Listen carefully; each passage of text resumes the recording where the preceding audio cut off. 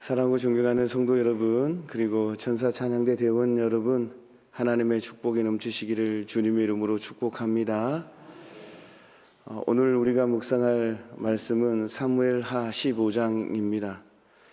사무엘하 15장의 말씀은 압살롬의 반역 사건이 기록되어 있는 그러한 내용입니다. 압살롬은 모든 반역의 준비를 마치자 아버지 다윗이 유대의 왕으로 즉위하였던 헤브론으로 가서 반역 봉기를 든 기록들이 오늘 본문에 기록되어 있습니다. 이러한 압살롬의 반역 사건은 단순히 아버지에 대한 자식의 폐륜과 배반으로만 볼 수 없는 중대한 사건이었습니다. 왜냐하면 이 반역에는 많은 유다 사람들이 참여했고 또 이스라엘 사람들이 가담했기 때문에 그렇습니다. 이 반역 사건은 하나님이 세우신 다윗 왕의 통치를 이스라엘 백성들이 거부한 것으로 이스라엘이 신정 국가인지 의문을 갖게 하는 중대한 사건이었습니다. 본문 1절 말씀을 보면 그 후에 압살롬이 자기를 위하여 병거와 말들을 준비하고 호위병 50명을 그 앞에 세우니라. 이 말씀에서 호위병은 왕이 행차할 때 앞서 달리며 길을 여는 호위병들을 말합니다. 우리 드라마 사극에도 보면 그런 부분이 보이죠. 그런데 압살롬이 이렇게 병거와 말들을 준비하고 거기에 호위병까지 둔 것은 반역에 필요한 기초적인 장비와 병력을 갖춘 것으로 볼 수 있습니다. 또한 차기 왕이 계승자로 위용을 과시하기 위한 것도 있었습니다. 이스라엘에서는 찾아보기 어려우나 당시 고대 근동 지방에서는 왕들이 자기의 위용을 과시하기 위해 병거를 타고 50명의 호위병을 거느리며 행차하는 관례가 있었습니다.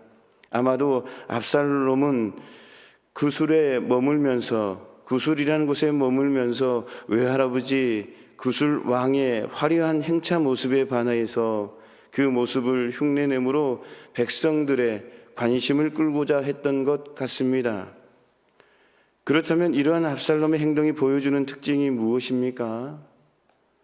백성의 마음을 도둑질하여 왕권을 탈취하기 위해 가장 신경 쓰고 있는 것은 겉으로 보이는 모습을 그럴듯하게 꾸미는 일이었습니다. 그는 먼저 병거와 말들을 준비하고 여기에 더하여 아버지 다윗도 거느리지 않던 호위병 50명까지 거느리며 왕의 모습을 흉내내고 있다라는 것입니다. 게다가 이렇게 호위병을 두고 앞서 달리게 했던 관습은 이스라엘에서는 행해지지 않던 이방의 관습이었습니다. 압살롬은 백성의 마음을 끌기 위해서 신정왕으로 갖추어야 할 인품과 경건을 쌓는 대신에 이방의 관습까지 끌어들이며 자신을 포장하고 있는 것입니다. 게다가 자신을 공의롭고 인자한 왕으로 위장하는 일까지 곁들여서 말입니다. 성도 여러분, 이처럼 예나 지금이나 사단에 속한 악한 세력들은 언제나 자신을 가장 그럴듯하게 포장하는 데에 여념이 없다라는 것입니다. 그래서 이렇게 인간의 눈을, 사람의 눈을 즐겁게 하기도 하고 보함직도 하게, 먹음직도 하게 자신들을 꾸미는 말로 꾸미는 것으로 사람들을 유혹한다라는 것입니다. 하지만 이렇게 압살롬의 음흉한 내면을 보지 못하고 그의 준수한 외모와 과대 포장된 겉모습에만 정신이 팔려서 그를 쫓았던 사람들은 나중에 어떻게 되었습니까?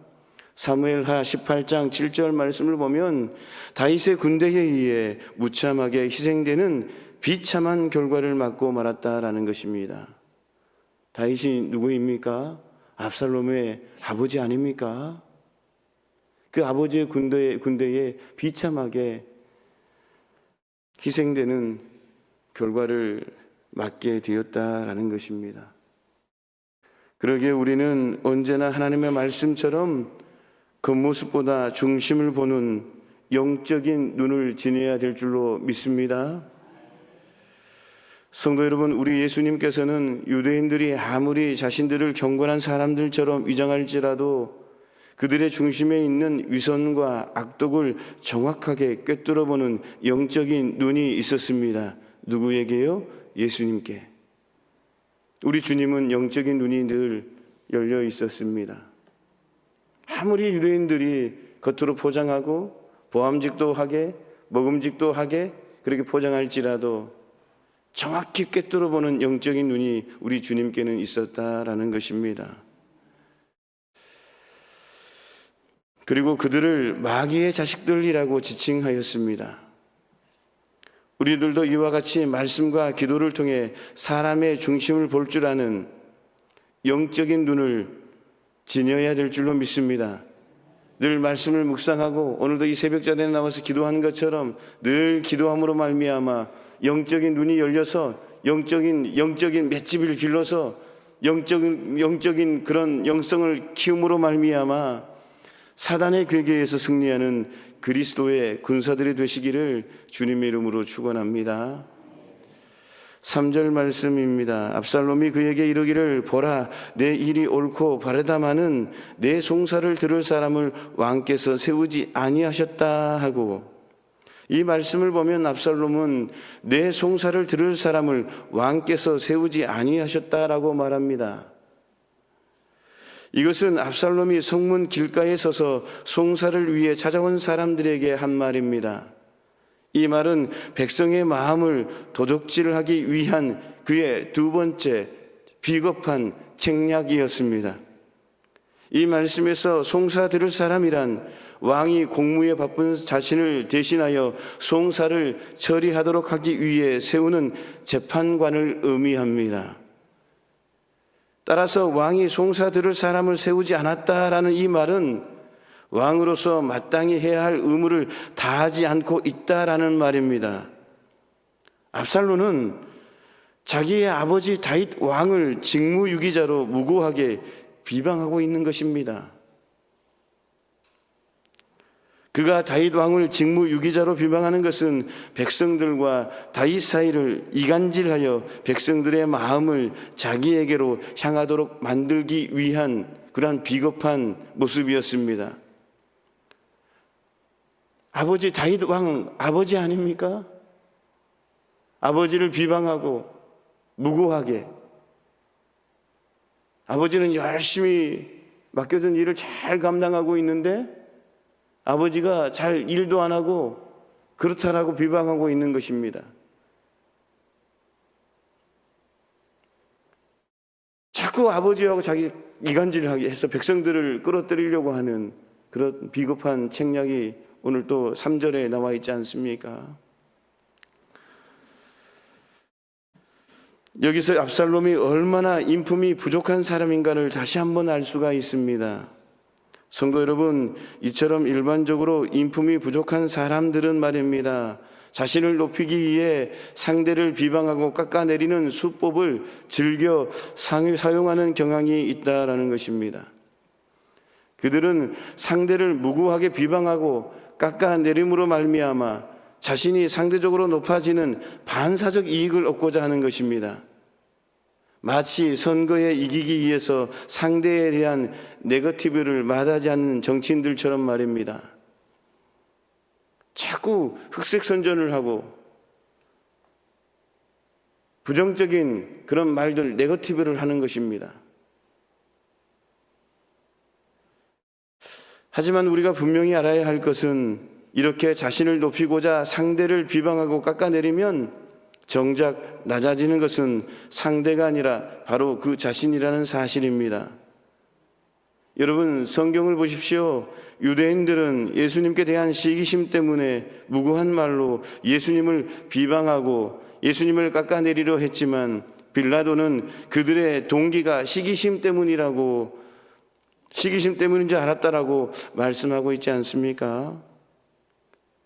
시기심 때문에 압살롬이 비방하고 아버지를 비방하고 자꾸 깎아내리고 없는 것도 만들어서 부정적으로 네거티브를 하고,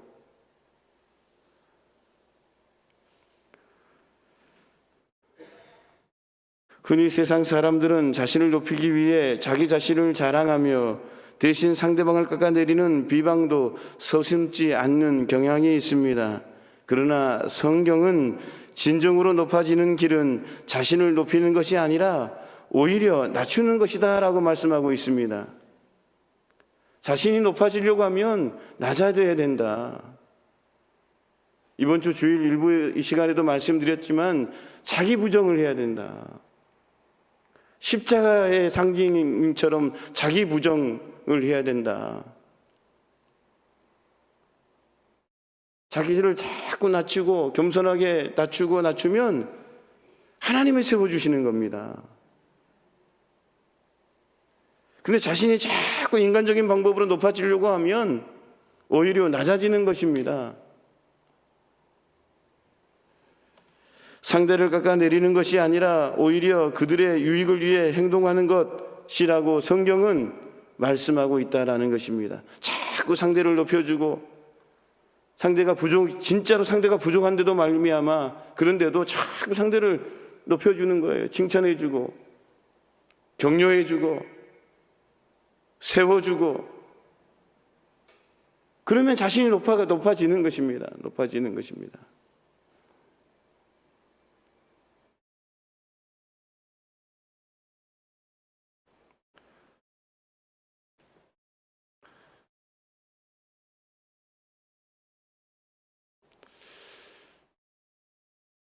제가 목회하기 전에 밀할회라는 사회단체에서 활동한 적이 있거든요. 기독교 단체 같지만 아닙니다. 사회단체. 밀할이라는 단어가 성경 단어인데, 회장님이 취임하셨는데 그 회장님이 어떻게 보면 사회적으로 보면 또 물질도 좀 없고 또 경제적으로 어렵고 여러 가지 좀 어려운 부분이 있었어요.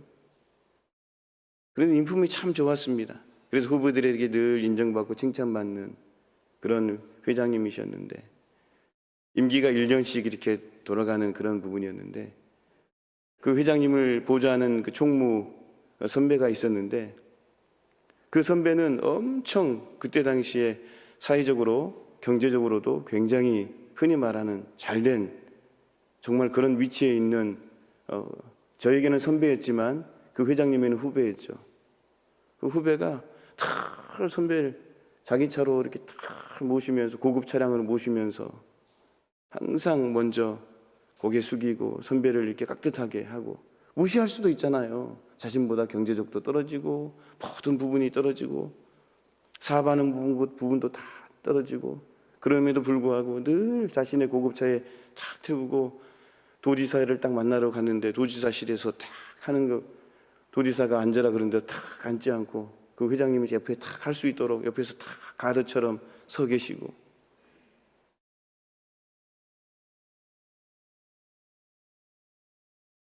그 상대의 그 회장님의 부족함을 자꾸 본인이 실드해주고 높여주고 자꾸 세워주고, 그랬더니 오히려 그 총무 후배가 나중에는 더 높아지는 것입니다. 높아지는 것입니다. 선배들은 후배를 인정하고 그 후배는 또 밑에 후배들한테 인정을 받고, 그 선배가 회장이 됐을 때 다 후배들이 그냥 솔선수범해가지고 다 그냥 합심해서 발거도 붙이고 발거도 붙여서 저 선배는 도와줘야 된다.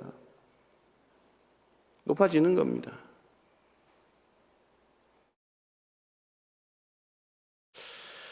제가 많이 배웠던 그런 기억이 납니다. 저렇게도 할 수 있구나. 인품입니다. 인격.